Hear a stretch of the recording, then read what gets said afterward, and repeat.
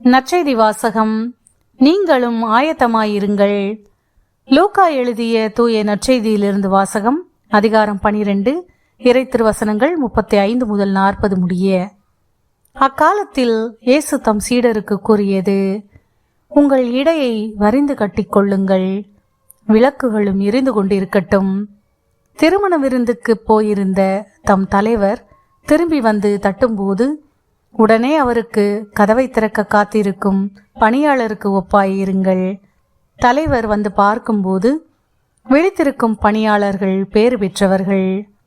அவர் தம் இடையை வரிந்து கட்டிக்கொண்டு அவர்களை பந்தியில் அமரச் செய்து அவர்களிடம் வந்து பணிவிடை செய்வார் என உறுதியாக உங்களுக்கு சொல்கிறேன். தலைவர் இரவின் 2ஆம் காவல் வேளையில் வந்தாலும் 3ஆம் காவல் வேளையில் வந்தாலும் அவர்கள் விழிப்பாயிருப்பதை காண்பாரானால் அவர்கள் பேறு பெற்றவர்கள். எந்த நேரத்தில் திருடன் வருவான் என்று வீட்டு உரிமையாளருக்கு தெரிந்திருந்தால் அவர் தம் வீட்டில் கன்னமிட விடமாட்டார் என்பதை அறிவீர்கள்.